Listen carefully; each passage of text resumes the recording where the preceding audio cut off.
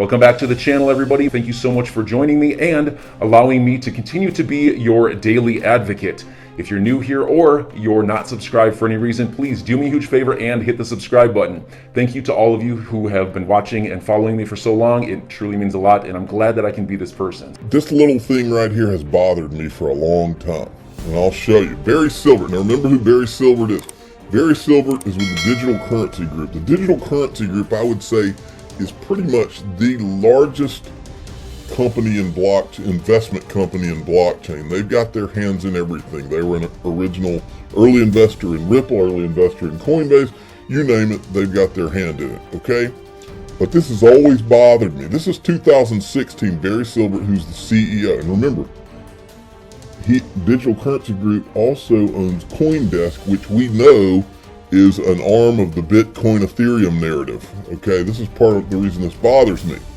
So Barry Silbert, back in 2016, this is a tweet from him. Bitcoin's gold, digital gold. XRP is Swift 2.0, Ethereum Classics this, Zcash this. Now, it's perfectly fine for somebody to change their position on something. The problem is how he did it and what he said. If you look here, this is 2016, and then this is also this is 2019. Let me get the other one. This is 2016. I'm with you.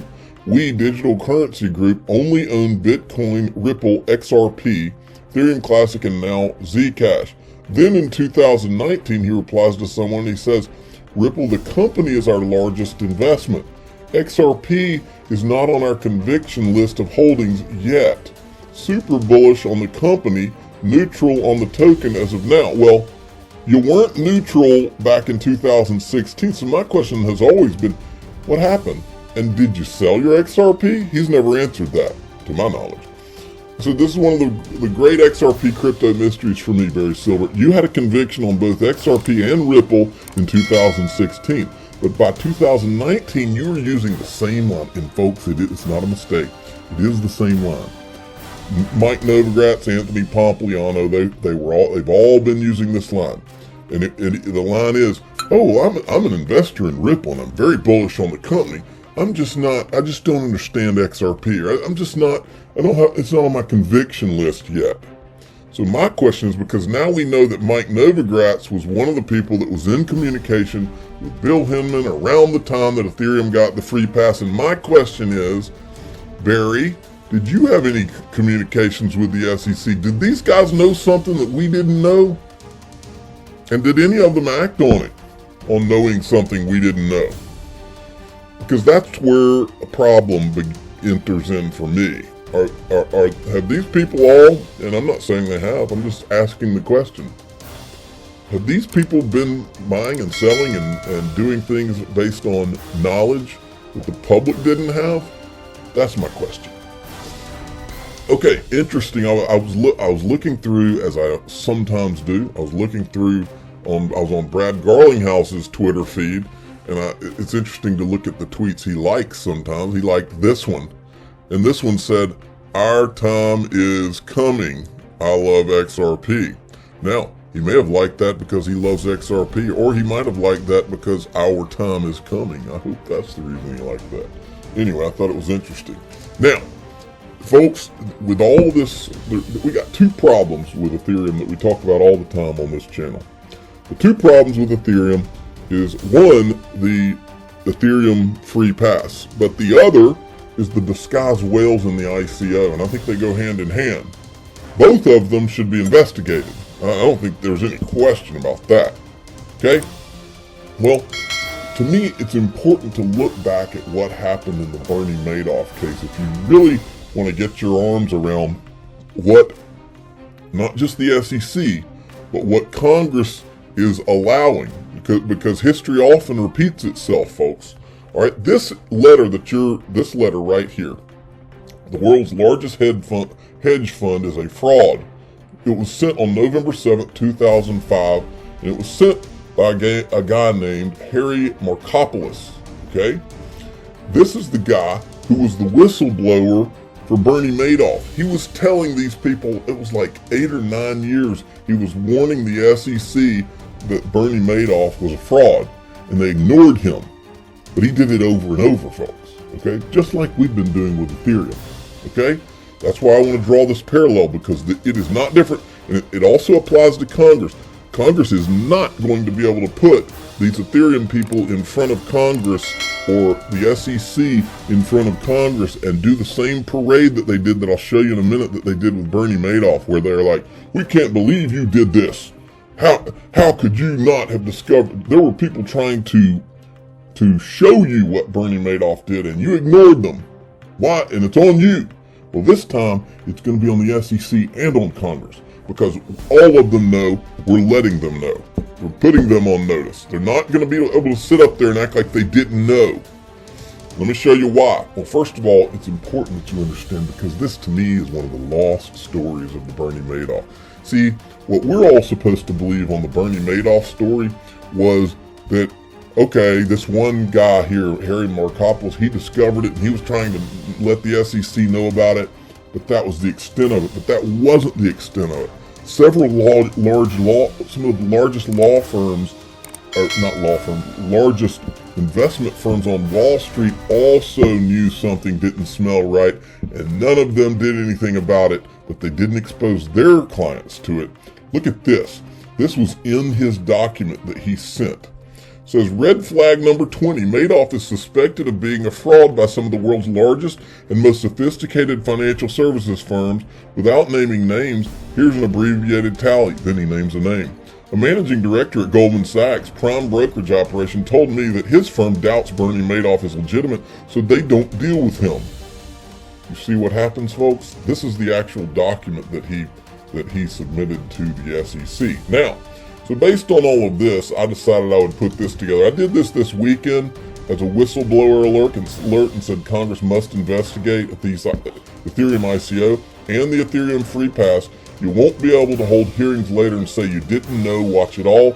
Now, I'm not going to show it all. I'm going to show you the part about the Bernie Madoff thing, but I will tell you the second two parts. One of them is when John Deaton is holding up all the redacted stuff on the Hinman emails, or the Hinman deposition. He's holding up the pages and pages of SEC redactions, like every word on a page, and how ridiculous that is. I may show you some of that.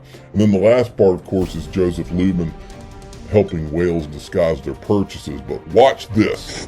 If you look at who the victims were not, you'll notice that the major firms on Wall Street had no money with Mr. Madoff. I mean, you write this is the letter, I'm quoting from the letter to the Securities and Exchange Commission, red flag number 20. Madoff is suspected of being a fraud by some of the world's largest, most sophisticated financial services firms. And then you list some of the firms. Yes, I do. The biggest firms on Wall Street, in conversations with people high up in those firms. That is correct. And the SEC ignored that. Did they call any of these people? All the SEC had to do was pick up the phone. They never did. If you had executives at the biggest investment houses in Wall Street that knew something was wrong, why do you think they didn't go to the SEC? Because people in glass houses don't throw stones, and self-regulation on Wall Street doesn't work. In a bad economy, Madoff's lies simply collapsed under their own weight. No one was investigating Mr. Madoff at the end. So he turned himself in before anybody in a position of authority began a serious investigation. That's typically how the SEC does it. They come in after the crime has been committed. They toe tag the victims, count the bodies, and try to figure out who the crooks were after the fact, which does none of us any good. I've delivered the largest Ponzi scheme in history to them, and somehow they couldn't be bothered to conduct a thorough and proper investigation because they were too busy on matters of higher priority. If a $50 billion Ponzi scheme doesn't make the SEC's priority list, then I want to know who sets their priorities. That was Harry Markopolos, the whistleblower, who says his warnings about alleged multi-billion-dollar Ponzi scheme for Bernie Madoff were ignored by the SEC for more than a decade, and especially... I love that thumbnail they've got there. That looks like my thumbnail today, SEC outrage. On Capitol Hill, a remarkable hearing, the SEC representatives were asked by lawmakers to explain how they completely missed Madoff's alleged fraud, though they'd been alerted to it by this whistleblower. So the questioning by Congressman Gary Ackerman of New York was remarkable to witness. Take a look as he blasted the SEC witnesses. What the heck went on? Your mission, you said, was to protect investors Where have you and heard detect that? fraud quickly. How'd that work out? What went wrong? It seems to me a private, with all of your investigators and all of your agency and everything that you all described, one guy with a few friends and helpers discovered this thing nearly a decade ago, led you to this pile of dung that is Bernie Madoff, and stuck your nose in it, and you couldn't figure it out. That's the dirty little secret, folks. I think they could figure it out. I think they did figure it out and ignored it. History repeats itself, doesn't it? You couldn't find your backside with two hands if the lights were on. Could you explain yourselves? You have single-handedly diffused the American public of any sense of confidence in our financial markets if you are the watchdogs. You have totally and thoroughly failed in your mission. Don't you get it? And now other people are investigating what you should have found out, and you're hiding behind, well, maybe we can't talk because someone else is looking at it. Well, you forfeited your right to investigate by not doing it, certainly not doing it properly or adequately. And now you're trying to tell us that because other people are looking at it, you're not going to tell us what's going on? Like hell you won't. What happened here? I'm going to stop there, but I do have a question. Where are the Ackermans, this Mr. Ackerman, where are they in our Congress now? Where are the gunfighters? Where are the guys who stand up and have a pair and stand up for what's right and wrong? Where have they gone? What has happened to this country? It's sickening. It makes me sick for my children's sake. What has happened to this country? When did the truth stop mattering in this country? When did right and wrong become something we had to beg for? It just makes me sick. All right. Crypto, well, Europe is banning Bitcoin mining tomorrow, which will completely destabilize the Bitcoin network. Whales are rushing to dump. I expect lots of blood and volatility in the coming days. And then Jake Chervinsky all of a sudden thinks that we've got this big crypto industry problem that needs to be solved. Make no mistake, if they manage to ban proof of work, they'll come for proof of stake next, and every other civil resistance mechanism after that. This isn't just about environmental impact. It's about the right of non-state money to exist. Their strategy is divide and conquer. Let's not fall for it. My question, Jake, is where were you? You have no shame. We've kicked and screamed about why you've done nothing to support Ripple or John Deaton on behalf of all the 65,000 plus XRP holders, and now you want us to rally together? You say we're all in this together? Is that what you think? What a joke. And I added Digital Chamber of Commerce, Blockchain Association where he works, and Perry Ann Boring in that, because she's part of the problem as far as I can tell.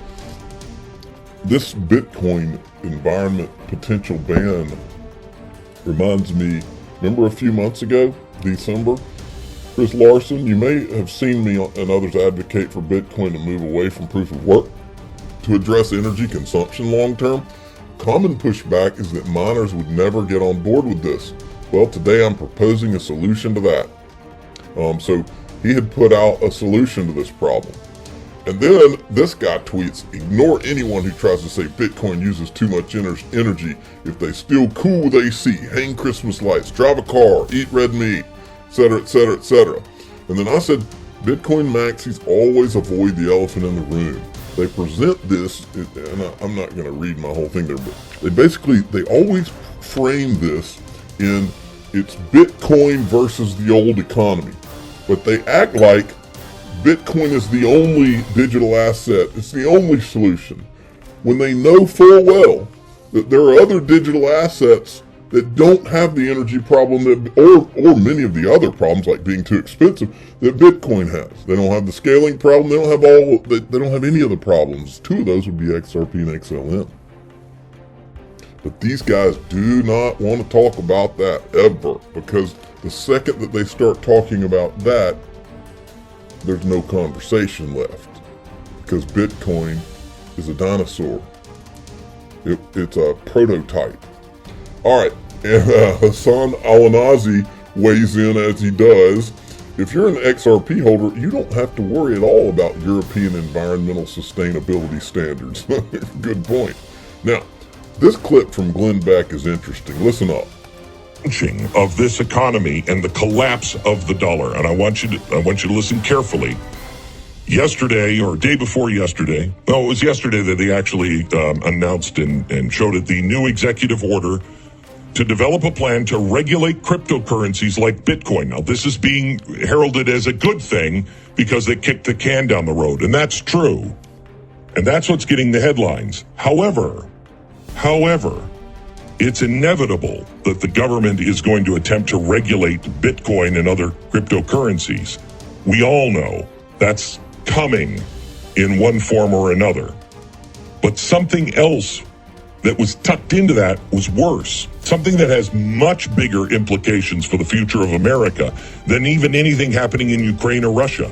In the same White House announcement instituting new regulatory schemes for cryptocurrencies, they also said they are going to direct the Treasury Department to urgently study the development of a potential U.S. central bank digital currency, a new digital dollar. Urgently study.